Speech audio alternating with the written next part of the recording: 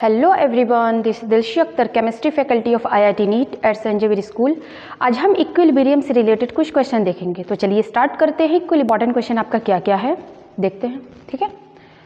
देखिए, जैसे सबसे पहले आपका ये इस क्वेश्चन में देखिए ये कह रहा है आपका कि यहाँ पे 3 mole of A and 4 mole of B. हम यहाँ समझा दे रहे हैं, यहाँ पे लिखा है 3 mole of A and 4 mole of B. ये कह रहा है आर मिक्स टुगेदर, इन दोनों को क्या कर दिया जाता है, मिक्स कर दिया जाता है। तो इनका जो रिएक्शन है वो 2C है और ये आपका 3D आपका गिवन है, ठीक है। चलिए, are allowed to come into equilibrium according to the following reaction. इस रिएक्शंस के अकॉर्डिंग देखना है। जैसे इसका 3 मोल दिया गया है, इसका 4 और इसका 2 एंड इसका 3। अब क्या कह रहा है, when equilibrium is reach there is 1 mole. अगर ये क्या है जो 2 मोल है, इसी तरीके से हम इसको 1 मोल तक अगर पहुंचा दूं तो equilibrium extent of the reaction, जो इक्विलिब्रियम एक्सटेंट होगी वो क्या होगी, यही बताना है। तो चलिए इसमें देखते हैं। अगर हम इसमें KC निकालें, चलिए इसमें अगर हम निकालेंगे तो ये हो जाएगा आपका C की पावर 2, ये हो जाएगा आपका D की पावर 3 डिवाइडेड बाई क्या हो जाएगा यहाँ पे A की पावर क्यूब एंड ये हो जाएगा आपका B की पावर 4। डन, इतना हो जाएगा आपका। तो अब क्या करना है इसके अकॉर्डिंग, अब क्वेश्चन के अकॉर्डिंग चलना है। तो क्वेश्चन आपका कह रहा है कि इसको 1 मोल अगर कर दिया जाए, ये जो यहाँ पे 2 है अगर इसको 1 कर दे, तो अगर हम 1 कर देंगे तब रिएक्शन आपका कुछ इस तरीके से हो जाएगा। मतलब जो आपका रिएक्शन है वो ये हो जाएगा 3/2A, मतलब ये क्या होगा, डिवाइड हो जाएगा, प्लस ये हो जाएगा आपका 2B, रिएक्शन एरो यहाँ पे हो जाएगा C, यानी 1 मोल हो गया, और ये हो जाएगा 3/2D, ठीक है।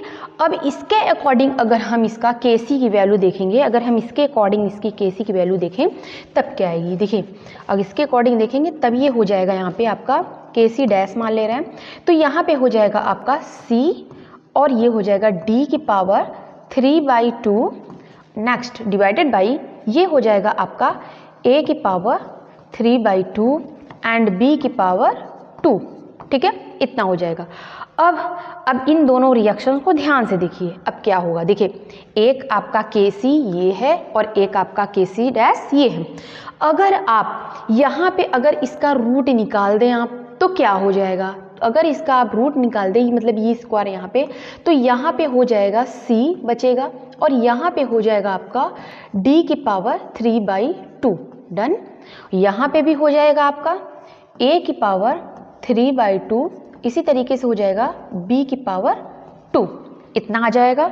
और अब आप जानते हैं कि ये जो हमने लिखा है, ठीक है, अब यहाँ देखिए ये इक्वेशन जो है कुछ इस तरीके से दिख रहा है, तो इसका मतलब यहाँ पे आप लिख देंगे, यानी KC इज इक्वल टू, इसकी जगह पे क्या है हमने लिया है KC डैश, तो इसका मतलब ये जो रिएक्शन एक्सटेंड बढ़ रहा है कितने के बराबर, 1/2 का डिफरेंस, मतलब 1/2 की पावर में आ रहा है। तो इसका ऑप्शन क्या हो जाएगा, ये हो जाएगा, ठीक है। अगर इसको सॉल्व करेंगे तो इसका ऑप्शन जो हो जाएगा ये हो जाएगा, ठीक है, 1/2। तो हम इसको लगा देंगे 1/2, ठीक है, डन। तो इस तरीके से हम इसको क्या करते हैं, सॉल्व करते हैं। चलिए और देखते हैं न्यूमेरिकल आपका क्या है। दिया गया है कि the reaction question Q for the reaction N2 3S2 2NS3 दिया गया और कह रहा है इसका रिएक्शन क्वोशंट निकाला है तो इतना आया है, ठीक है। तो the reaction will proceed from the right to left, इसका मतलब क्या है, राइट टू लेफ्ट जा रहा है, मतलब ऐसे जा रहा है। तो इसका रिएक्शन का जो प्रोडक्ट है वो क्या होगा, मतलब ये होगा कि ये होगा कि ये होगा। अब आप याद रखिए कि आपको कंडीशन हम लिखा दिए थे कि अगर QC is greater than KC होता है तो आपका राइट टू लेफ्ट, इसका मतलब जो रिएक्शन है वो बैकवर्ड जाती है, ठीक है। और अगर QC आपका ये है तो हो जाएगा, अब जो रिएक्शन है वो फॉरवर्ड जा रहा है। अब इसके अकॉर्डिंग देखिए बैकवर्ड की अगर हम बात करें तो बैकवर्ड का मतलब ये है कि राइट टू लेफ्ट, और राइट टू लेफ्ट दिया है, इसका मतलब ये यहाँ पे ऑप्शन Q इज ये हो जाएगा, ठीक है। तो Q is greater than KC, तो ये हो जाएगा आपका ऑप्शन, ठीक है। इस तरीके से इसको सॉल्व करते हैं। चलिए नेक्स्ट क्वेश्चन देखते हैं।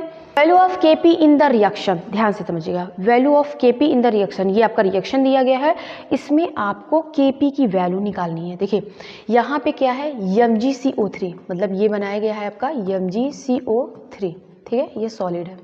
रिएक्शन एरो क्या बन रहा है आपका MgO, ठीक है, S सॉलिड है, और ये क्या है, कार्बन डाइऑक्साइड जो कि गैस में है। ठीक है, इज क्या पूछ रहा है, Kp की जो वैल्यू है, अगर आप Kp यहाँ से निकालेंगे तो क्या आएगी, इन दोनों में से सभी ऑप्शन में से बताना है। अब अगर आप नॉर्मल, अगर आप Kp ना सॉलिड के लिए ना लिक्विड, अगर हमको नॉर्मल Kp अगर आप निकालें तो जैसे प्रेशर हमको Kp पूछा है, Kc अगर पूछता तो हम निकालते इसका CO2 का, फिर MgO को, फिर डिवाइडेड बाय इस तरीके से निकालते, लेकिन हमको प्रेशर किस में होता है, गैस में, और गैस इसमें दिख रहा है आपको, किस में दिख रहा है, CO2 में दिख रहा है। तो इसका मतलब यहाँ पे आप निकालेंगे इस तरीके से, ये हो जाएगा प्रेशर CO2 का जो कि गैस का होता है। बस हो गया ऑप्शन आपका।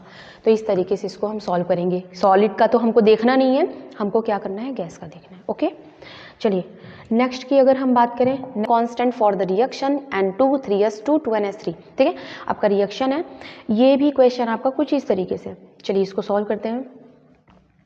देखिए आपका जो क्वेश्चन है वो कह रहा है कि N2 है और 3s2 है, रिएक्शन एरो क्या है आपका 2ns3। ठीक है, और इसका जो है वो K दिया गया है वैल्यू। ठीक है, एंड दूसरा इक्वेशन आपका दिया गया है NH3, रिएक्शन एरो 1/2 N2, इसी तरीके से इसका है 3/2 H2। ठीक है, तो इसका क्या होगा, तो हम इसका मान लेते हैं K डैश है, ध्यान दीजिएगा। ठीक है, हम इसका मान लेते हैं K डैश है। चलिए अब इसके अकॉर्डिंग, अब पहले इसका अकॉर्डिंग अगर हम इसका निकालें, इसका अगर आप निकालें Kc की वैल्यू तो नॉर्मल आ जाएगी NH3 पे 2 डिवाइडेड बाई, इसका हो जाएगा आपका N2 और इसका हो जाएगा आपका H2 की पावर 3। अगर आप इसका निकालेंगे K, तो इसका अगर K डैश देखेंगे तो इसका K डैश आपका ये आ जाएगा, तो इसका हो जाएगा N2 की पावर 1/2, इसी तरीके से हो जाएगा S2 की पावर 3/2 डिवाइडेड बाई, इसका हो जाएगा आपका NH3। डन, ये हो गया।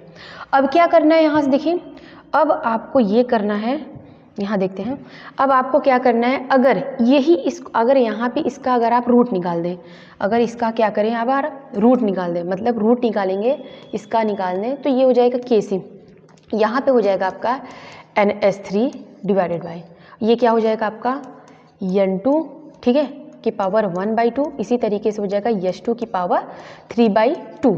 डन, ये रूट निकाल दिए।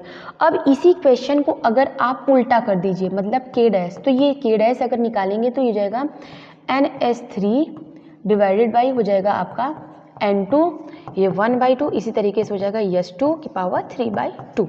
डन, ये हो गया।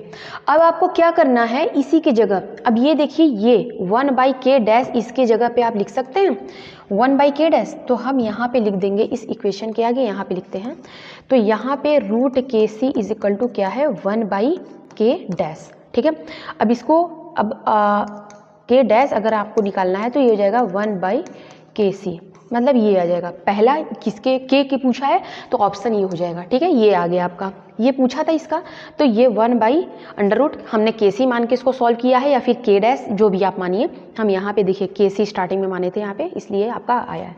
ठीक है, जो कि आप K भी मान सकते हैं, तो ये हो जाएगा आपका ऑप्शन। ठीक है, चलिए अब हम नेक्स्ट देखते हैं आपका, in a chemical equilibrium the rate constant of backward reactions at equilibrium constant is 1.5 so that the rate of constant forward reaction।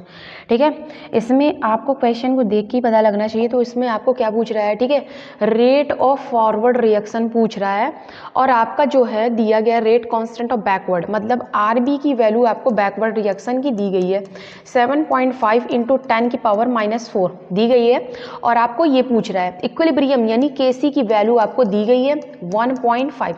अब आपको पता है Kc इज इक्वल टू क्या होता है, Rf डिवाइडेड बाई Rb। ठीक है, ये होता है। तो अब आप क्या करिए, सॉल्व कर दीजिए, यहां से आपको